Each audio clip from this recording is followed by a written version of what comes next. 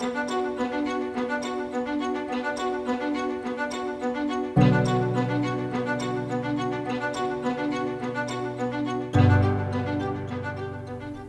folks, my name is Mike Dobbs and welcome to another edition of Government Matters. We're continuing our series of interviews with the 4 announced candidates for Springfield Mayor. And today we're speaking to City Council President Jesse Lederman. As with the other interviews that we've done, I'm asking the same group of questions so citizens of Springfield can compare and contrast the answers on these particular issues. And once again, Focus Springfield will be doing a lot more with this race in the upcoming months. Jesse, thanks for coming by. Mike, thanks again for the invitation. Long time no see. Okay, so I've got on my pad the questions. Generally, I don't like hypothetical questions, but in this case, I think that it's appropriate. Whoever is going to be mayor of Springfield, if they were going to sit down with Maura Healey, what do they want her to know about the city of Springfield? What would you want her to know, Jesse, about our needs, about our potential? What would you say to her? Well, number one, conversation I'd want to have on the first day with the state administration, Governor Healey, Lieutenant Governor Driscoll, is relative to the fact that we want to go further and do more in the city of Springfield, and that with a new administration, a fresh perspective, I think it opens up the opportunity for us to have those conversations, especially with a new executive administration, one that in the new year will have just be hitting its stride, having continued and completed its first year in office. So I think we want to talk about what our priorities would be. Our priorities being economic development that builds upon our neighborhood economic centers. We want to talk about our fiscal situation, our pension obligation, and the need for us to seek some legislative relief to be able to free up funds in the future to make sure we meet that pension obligation, but also that we can invest in city services in the city of Springfield and infrastructure.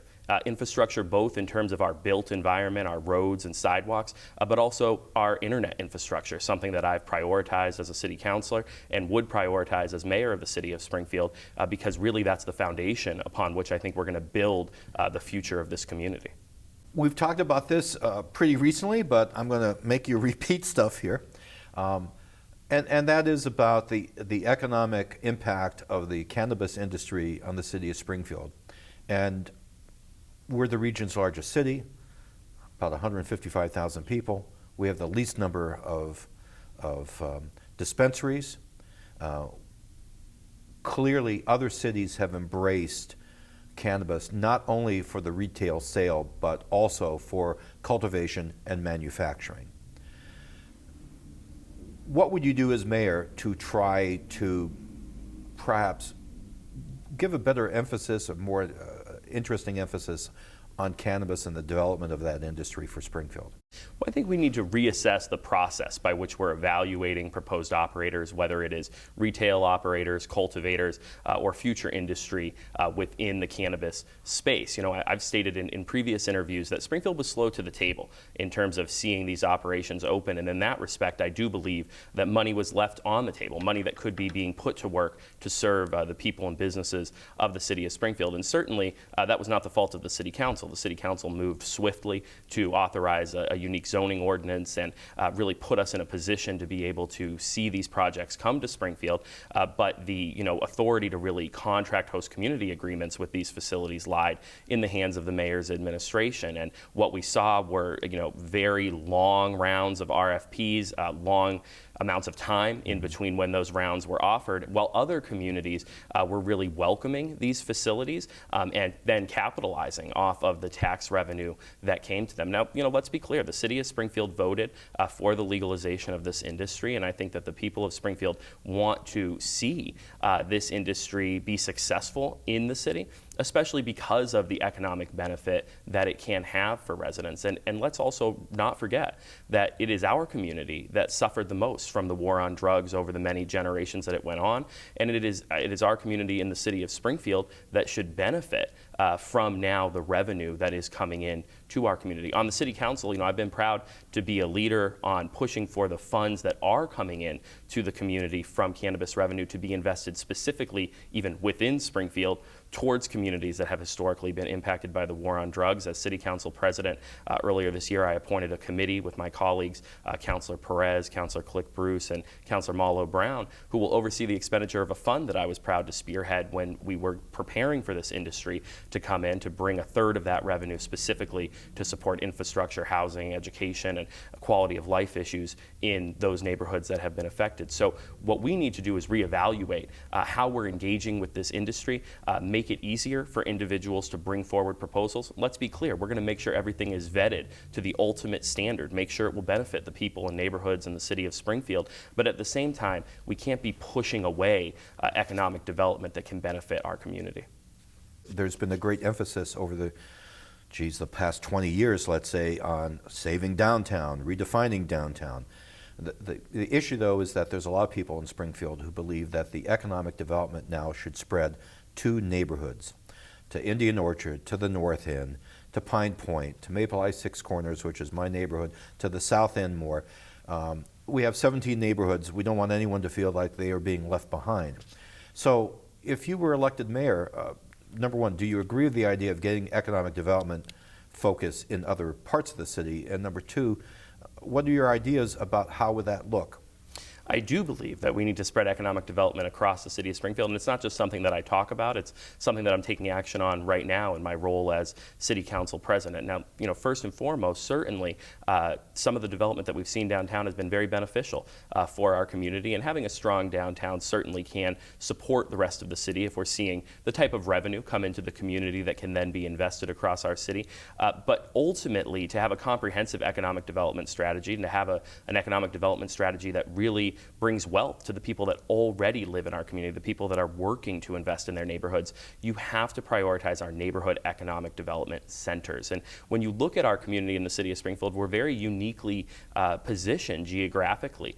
We have a large land area, we have unique economic centers and neighborhoods throughout the community that really cry out for development. I'm thinking of Mason Square, the X, Main Street in Indian Orchard, North Main Street in the north end of Springfield. These are unique communities, and they really each have unique features that could be really prioritized for development. One of the things I did at the beginning of this year as president of the City Council was create a working group on creative economy and tourism, and the purpose of that group is to bring residents from across the city of Springfield to the table, along with institutions in the city of Springfield that drive tourism, and talk about how can we redirect some of that into our neighborhood economic centers, and also how can we make sure that the funds that are being spent here are staying here in our community and not being extracted to other places. And so as mayor, I would continue the approach to local government that I've always taken, the approach I've taken on the city council, the approach that I took prior to being elected in terms of community organization, which is bringing folks to the table and creating a comprehensive plan. But it has to start from the top in the sense that we have to make clear that this is a priority for our communities, and everything ultimately comes together. If we prioritize economic development in our neighborhood centers, that will also spur housing development, it'll spur investment, it will spur the type of infrastructure improvements that we spoke about a little earlier in this interview. And so again, if we're working to make sure that this development, that this benefit is spreading across the city, that will also lead to more individuals staying in our neighborhoods and also making their homes here. We had a very prolonged, I want to use the word fight, so I will, a prolonged fight from the City Council concerning, and the administration concerning the creation of a police commission. Ultimately, the efforts to create a police commission, a civilian police commission, were successful. We have one in place. I want to ask you, are you satisfied with their performance so far? And if you were elected mayor, would you make any changes or alterations to it? Well, let me start by saying I've been a supporter of creating a 5-member civilian police commission to oversee the Springfield Police Department's operations since my very first campaign for City Council in 2015. And it's something that I've campaigned on in every election in the city of Springfield and heard very broad support for across our community. So let me start by saying that I think there is broad support for this organization in the city of Springfield. And as a member of the City Council, something that was very important to me, especially in the wake of the DOJ investigation and findings relative to the Springfield Police Department, was to end that prolonged dispute. Because ultimately, at that point, it became a legal question, right? We had to come to an agreement. We had to solve the problem of what entity was going to be ultimately in charge of the Springfield Police Department if we were going to implement the types of reforms that are necessary to benefit our residents, our officers, and ensure that we have the tools in place to have a successful public safety operation in the city of Springfield. And so I was proud to be the lead sponsor on the order to retain legal counsel and the order to file that lawsuit against the current administration because it was important not just necessarily to win, but it was important to have that decision made by the courts because the stalemate that we were at was unacceptable. It was unacceptable for our residents, it was unacceptable for our officers, and it was unacceptable for public safety in the city of Springfield. And so now that that decision has been made, now that we went all the way to the state Supreme Court to get that decision, it's important that this commission have the resources that it needs to be able to do its job. And it has a very clear mandate. It has a very clear mandate by city ordinance. It has a very clear mandate within, I believe, the judgment from the state Supreme Court, and that is to govern not only the discipline of the Springfield Police Department, but also the policies of the Springfield Police Department, and to have hiring, firing, and promotional authority within the Springfield Police Department. We want the Springfield Police Commission to really be a beacon for our community. We want commissioners to be individuals that people in our city know, that they know they can go to for support, that they can go to liaison with the police department, and the same for our officers. We want our officers to know that there's a fair system in place, that they will be judged according to their actions, according to the truth, and according to the law. That is the purpose of a 5-member civilian police commission, and that is really the vision that I think many members of the City Council presented. It's about a philosophy of government, really, right? Which is that if you break up power, you increase professionalism, you increase accountability, and you increase transparency. And that is very clearly what we need in this case. And of course, there will always be at the top of the police department leading its day-to-day operations a professional law enforcement officer. But in terms of the broader policy questions, I think it's important for the police commission to be at the table. So what I would do on day one as mayor is restore the full authority of the Springfield Police Commission. And we would put a track in place to make sure that they have the training, the resources, the policies, and procedures in place to be able to be successful. I can't say that I agree with every decision that the Springfield Police Commission has made thus far, but I will say that I don't necessarily blame that on its members. I think that its members want to do the right thing in many cases, but I think that they have not been given the proper resources by this administration, and in some ways, unfortunately, they've been set up to fail.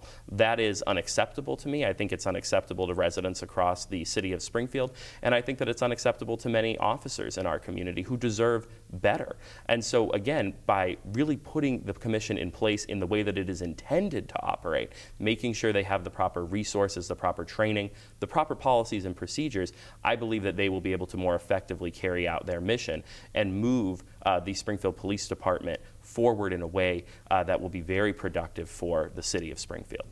An ancillary question to that is that our police superintendent basically serves at the pleasure of the mayor. If you're elected mayor, what do you think about Cheryl Clapproot's performance as the police superintendent, and would that affect whether or not you would want to retain her? Well, I think, I go back to the law in the city of Springfield. And the truth is that as defined by law, the Springfield Police Commission is responsible for appointing a police chief, a sworn law enforcement officer that would be in charge of the day-to-day operations of the city. And so I think that if we're truly implementing the Springfield Police Commission properly, we need to implement the ordinance properly. And, if in the future there's a conversation to be had about what that looks like, it should happen in the context of the law. It shouldn't happen in the context of just the whim of whomever is the mayor at that moment. We have the fortune of serving in these positions, whether it's on the city council, as city council president, as mayor, or in other elected offices. But I really believe that the responsibility we hold is to put in place institutions and laws that will really exist far beyond us and put our city in a position for the future. And so I think that that's what I would turn to as we consider future leadership of the Springfield Police Department, is the letter of the law, how the ordinance is crafted. And again, if there's there's a conversation to be had about who appoints what, it's within the confines of that law, and that's something we would have to pursue. And again, in partnership with the legislative body of the city. You know, serving as a city councilor, one of the things that I think certainly needs to improve in the future is the relationship between the executive and legislative branches in the city of Springfield. Ultimately, we all need to be on the same team, and that doesn't mean that we won't disagree. Certainly, there will be times when we will disagree, but you know, my intention would be that we never see it get to the point of going all the way to the state Supreme Court. We should be able to decide these disagreements within the confines of the law locally. The mayor of the city of Springfield also serves as the chair of the school committee. If you're elected mayor, what are some of your priorities or concerns or issues with the way Springfield operates its schools? We're now, I think we're waiting to be dubbed back the second largest school district in the Commonwealth. What we do here is very important. What we do here actually sets some leadership standards for the rest of the state. So if you were mayor and chair of the school committee, what are some of your ideas? Well, I think that our school system is critical to the future of our city. And I talk about everything being interconnected, right? Earlier we were talking about housing, infrastructure, economic development, making sure that we really are delivering the city services that the city of Springfield and its residents and businesses deserve. If we look at the school department and the public school system, that is the vast majority of the municipal budget. That is the largest service and the most important service in many cases that we deliver to residents across the city of Springfield, making sure that we are educating our next generation. And as an individual who graduated from the Springfield Public Schools, went to Mayoral Pottinger Elementary School, the Springfield Renaissance School, I was fortunate to be the product of really a true investment by the city of Springfield, true investment by the teachers that I had the honor of being taught by, and by my students that I had the opportunity to attend school with, people that I run into every day now in the city of Springfield who are working themselves to do great things, to build their families and build up their communities. So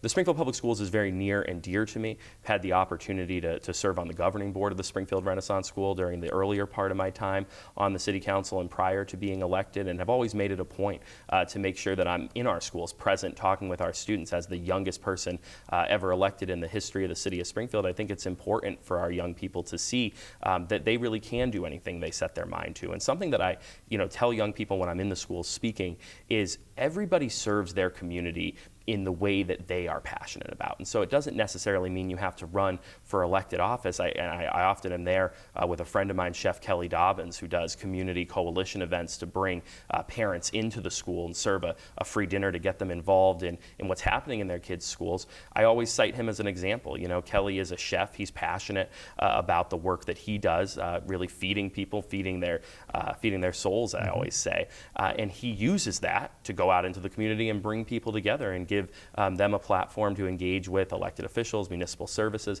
So I always use that as an example for our students. But ultimately, I think that we have to be building a school system that is creating pathways for our students, direct pathways into employment opportunities in the city of Springfield and to higher education opportunities in the city of Springfield. I think about sometimes we hear from the city that they're having trouble finding qualified individuals for city positions.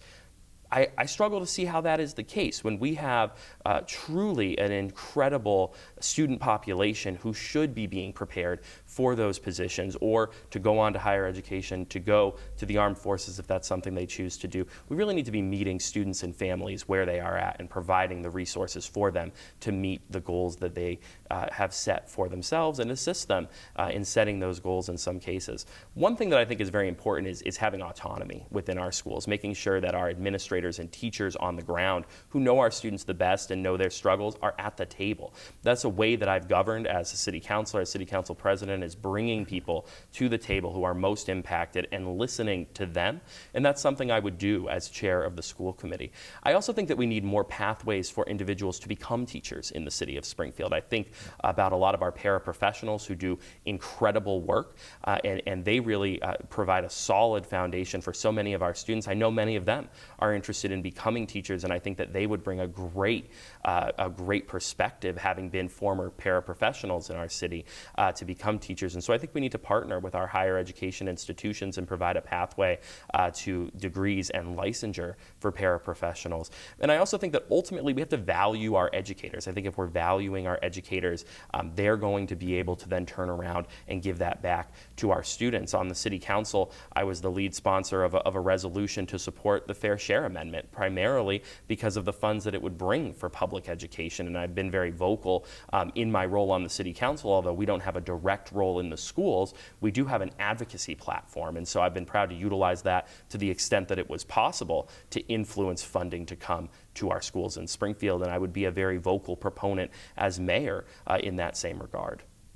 The next mayor of Springfield obviously is going to have to deal with some of the concerns of MGM Springfield in terms of living up to the host community agreement.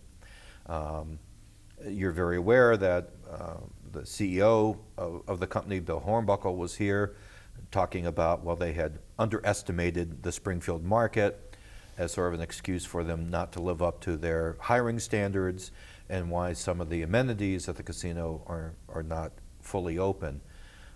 If you're elected mayor, Jesse, what's your viewpoints about trying to make sure that MGM actually lives up to the legal agreement that they struck with the city of Springfield? Well, let me start by saying that, holding MGM accountable to the host community agreement, to the promises that they made to the people of Springfield, and to the development that they promised would come to downtown and benefit our city in terms of our neighborhoods across the community, has to be an utmost priority in the next administration, and it will be for me. Before I talk a little bit more about that, though, I want to say that I've been clear from the beginning that MGM is not going to be the savior of the city of Springfield. The people of Springfield are going to save the city of Springfield, and we're going to do that by investing in the people of the city of Springfield, investing in economic development that builds wealth for the people that already live here, and that keeps those funds right here in this community. Relative to MGM, though, I think we have to be very aggressive in terms of pursuing the letter of the law. We need to call in the resources that exist in that regard, whether that's through the State Gaming Commission, whether that's through the Attorney General's office. And if you look at my record on the City Council, I've never been shy about looking to use every resource that we have at our disposal. I also think it's about coming to the table and saying, okay, if we have a situation where an aspect of the host community agreement is not being met in the way that it needs to, having a strong negotiation to benefit the city in a better way. How can we negotiate a better benefit? How can we make sure that we're using the funds that are coming in and some of those reserve accounts that are unspent to really fund that vision that we talked about earlier in terms of our neighborhood economic centers? And I also think that there are going to be some new revenues opened up in the future in gaming in Massachusetts that the city of Springfield right now is not entitled to and should be entitled to. And that's something I'll be talking about in the future during this campaign. But ultimately, it's about not letting up. And it's also about being able to have a team around you that's going to be able to bring that conversation forward to the table. And so, as I've said before, my focus will be on the future, right? And making sure that we are in a position to be able to have the revenue that's necessary, to have the spinoff that's necessary, certainly to hold them accountable to their promises, but actually do more than maybe what was actually included in that agreement to begin with. Okay, I think we have time for the bonus question. And the bonus question is real simple. Why are you running for mayor right now, Jesse? What is the decision-making process about this moment in time that you want to take this action? I believe that local government can go further and do more for the residents and businesses in the city of Springfield. I'm really proud of the work that we've done on the Springfield City Council. I didn't come from a big political family or a family with a lot of money. I ran for city council because I saw a difference that could be made. And every single day I've worked to keep that commitment to the voters of the city of Springfield. I look back at the work that we've done, stopping the biomass incinerator that threatened our community for so long, holding public utilities accountable for fixing gas leaks and streetlights, building big policy on the city council like the Springfield Housing Trust Fund that's going to be essential to solving our housing crisis in the future. I look at that policy work that we were able to do together with the residents across the city of Springfield, and I really believe that that same perspective, a fresh perspective in the mayor's office, can really tap the potential that exists in the city of Springfield. If you look at our history in the city of Springfield, it is a history of innovation and progress. We have to live up to that. And now is a pivotal time. We know that there are going to be more state and federal funds coming down the line that can benefit our community, but they won't benefit our community if we don't invest them properly. And when I say invest, I mean invest in the people and businesses of the city of Springfield, the people that already live here, to build wealth for them. Even in this campaign already, we've been pushing forward a vision for the city of Springfield. It's a vision that just recently won the first endorsement in this race, the endorsement of the UFCW Local 1459. I'm proud to stand with them and working families across the city of Springfield who believe in that vision. And we're going to continue to present a vision that we hope will earn support across the city of Springfield. Just yesterday, I brought forward a policy proposal to expand the responsible employer ordinance to include Springfield Redevelopment Authority projects, because we have to be proactive about making sure that we're having local hiring in the city of Springfield. We're pushing forward on municipal broadband internet for our community to make sure that they have the infrastructure of the future, the technology of the future, to build a better future for the city of Springfield. And so I'm asking folks to look at my record, to look at the ideas that we've brought forward, the ideas that we have followed through on, and to ask themselves, do they believe that that perspective in the mayor's office will benefit them and their families? If it does, we're asking for the opportunity to earn their vote, and they can go to jesse4springfield.com and learn more about my record and stay up to date on the proposals that we will bring forward in the months ahead. Ultimately, we are going to run a robust campaign across the city of Springfield, because that's what this election is about. It's not about any one individual. It's about the people, principles, and ideas that we want to lead the next generation of the city of Springfield and write its next chapter together. Jesse, thank you very much for coming in today. Thanks for answering the questions. And folks, this is actually the beginning of Focus Springfield's coverage of this very important mayoral election this year. And you've been watching Focus Springfield's Government Matters, and please tune in again.